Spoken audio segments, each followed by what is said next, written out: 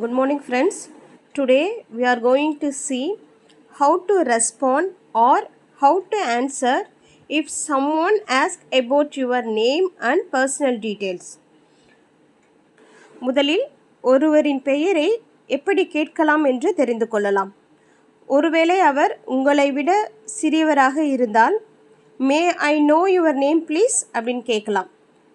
ஒருவேளை அவர் உங்களை விட பெரியவராகவோ அல்லது சமமானவராகவோ இருந்தால் அவரை பார்த்து your good name sir, please tell me your good name sir அப்படின்னு கேட்கலாம். இதுவே தூரத்து சொந்தமாகவோ அல்லது ஏற்கனவே பார்த்த நபராக இருந்தால் I think we have met before but I couldn't recall it clearly when we met. Do you have any idea? Anyhow please tell me your good name. நான் நினைக்கிறேன் நம்ம ஏற்கனவே சந்திச்சிருக்கிறோன்னு, ஆனால் சரியாக ஞாபகப்படுத்த முடியல எப்போ பார்த்தோன்னு. உங்களுக்கு ஞாபகம் இருக்கா? சரி, உங்கள் பேர் என்னன்னு சொல்லுங்கள். அடுத்து ஆங்கிலத்தில் எப்படி ஒருவரின் நலம் விசாரிக்கிறதுன்னு பார்க்கலாம். பொதுவாக நம்ம ஒருத்தவங்களை பார்த்தோன்னே ஹவ் ஆர் யூன்னு தான் நம்ம கேட்போம் ஆங்கிலத்தில். இந்த ஹவ் ஆர் யூன்றதுக்கு பதிலாக வேறு சில வாக்கியங்களையும் நம்ம பயன்படுத்தலாம். ஒருவேளை நம்ம பார்க்குறவங்க நமக்கு சமமானவர்களாகவோ அல்லது நம்மளை விட சின்னவங்களாக இருந்தாங்கன்னா how do you do, how are you doing அப்படின்னு விசாரிக்கலாம்.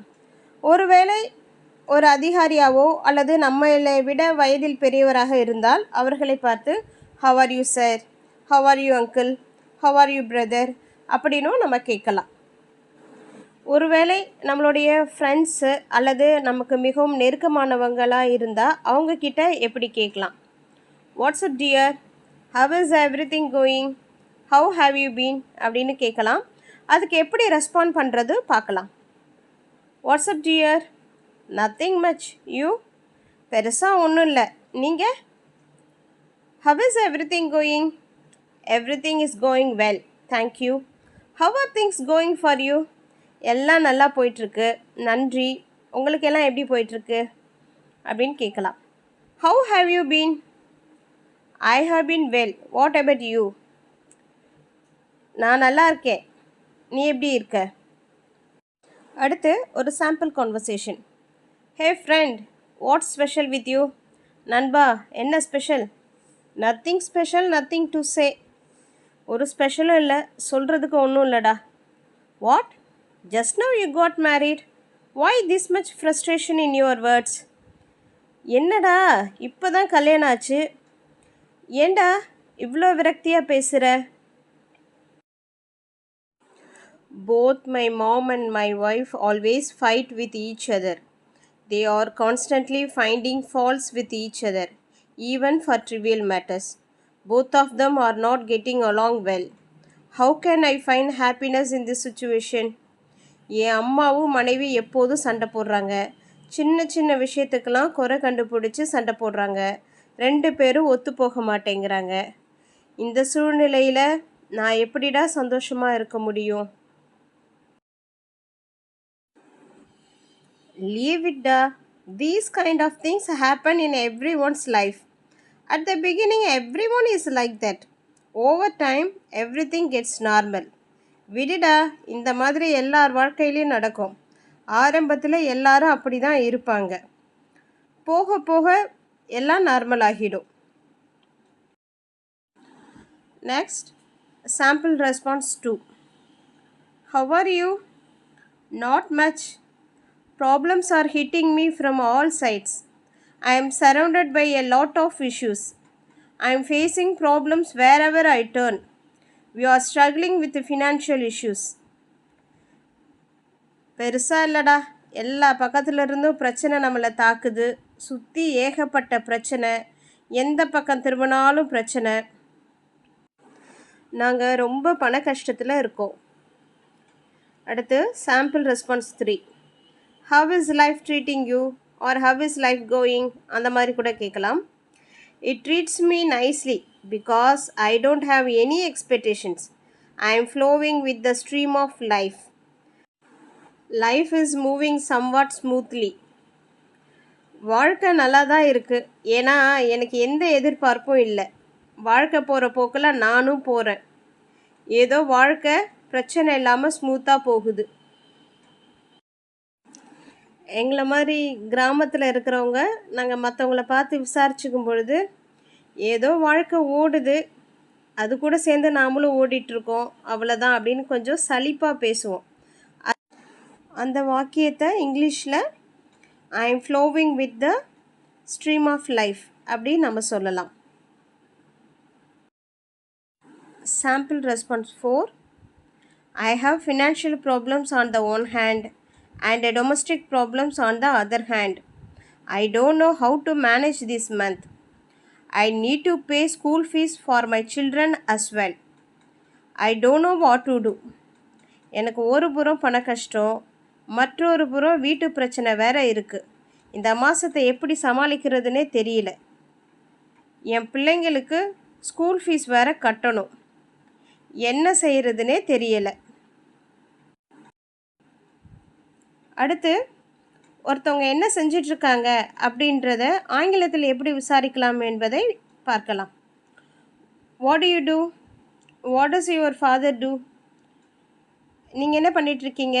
உங்கள் அப்பா என்ன செஞ்சிட்ருக்காங்க அப்படின்னு கேட்டால் அதுக்கு எப்படி நம்ம ரெஸ்பாண்ட் பண்ணலான்னா, my father is an engineer in ICF. My father is a manager in L&T. My father is a supervisor in Mahindra.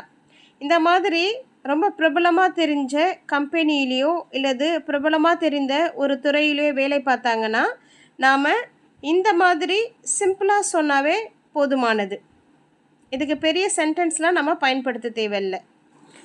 அடுத்து நாம் நல்ல போஸ்டிங்கில் இருப்போம், பட் நம்ம வேலை பார்க்குற அந்த கம்பெனி ஒரு பிரபலமான கம்பெனியாக இருக்காது. அந்த மாதிரி சூழ்நிலையில் எப்படி நம்ம ரெஸ்பாண்ட் பண்ணலான்னா, my father is a supervisor in a food distribution company. My father is a marketing executive in a private company. I am a sales executive in an electronic showroom. I am a recovery agent in a private finance company. அடுத்து மாணவர்களாக இருந்தால், I am doing third year BSc physics in Haridasan university. I am doing CA. I am studying 8th standard in XY school. I am working on part-time basis as a trainer in AB Academy. நீங்கள் college படிக்கிற ஸ்டூடெண்ட்டாக இருந்தால் டூயிங்னு சொல்லலாம், ஸ்கூல்னா ஸ்டடியிங்னு சொல்லலாம். அடுத்து சுய தொழில் செய்பவராக இருந்தால், I am having a printing press of my own. எனக்கு சொந்தமாக ஒரு பிரிண்டிங் ப்ரெஸ் இருக்குது. ஐ ஆம் ஏ farmer. I am looking after my lands. I am an agriculturist. நான் ஒரு விவசாயி. I am looking after my family business in textiles. நான் எங்கள் டெக்ஸ்டைல் பிஸ்னஸை பார்த்துட்ருக்கேன் அப்படின்னு சொல்லலாம். அடுத்து நீங்கள் ஒரு என்டர்பிரனராக இருந்தால், அதாவது உங்களுடைய நிறுவனத்தின் மூலம் பிறருக்கு வேலை கொடுக்க முடியும். I am having a rice mill. I am having an oil mill. I have a general merchant store. I am doing business in textiles. I run my own business. இந்த மாதிரி சொல்லலாம். அடுத்து ஜாப் சீக்கர், அதாவது வேலை தேடுபவராக இருந்தால், I have completed my MCom degree and I am currently looking for a job. I hold an MA degree and I am currently searching for a job in the teaching field or teaching line. I have written the competitive examination for SNPC and I have also taken the JBPS exam. I am now waiting for the results. அதாவது நான் competitive எக்ஸாம்லாம் எழுதியிருக்கேன், ரிசல்ட்டுக்காக wait பண்ணிகிட்ருக்கேன். Next, parents talking about their children. My daughter is studying BSc computer science at XY college. My son has completed his BE and is now preparing for a competitive exam. My son holds an MBA degree, but he is currently interested in joining my business. Next, some examples. My father is a central government employee. He is working in a nationalized bank as a manager. My father is a mechanic working in an electronics company. My father is a businessman running his own bike showroom. இந்த மாதிரி நீங்களே உங்களுடைய தொழிலை வச்சு sentence அமைச்சிக்கலாம். My mother is a postgraduate teacher working in ABD school. My mother is a homemaker. My mother works in Southern Railway as a clerk. Next, my father is a retired government employee. After retirement, he started his own household vessel manufacturing unit. After retirement, my father started doing agriculture. அப்படின்னு நம்ம சொல்லலாம். ஃபைனலாக ஒரு sample conversation பார்க்கலாம். May I know your name please? I'm Yuva from Trichy. How are you? I'm good. How about you? I'm doing well. What do your parents do for a living? My father is working as an assistant manager in JIC. My mother is a homemaker. Thank you for watching. Thank you.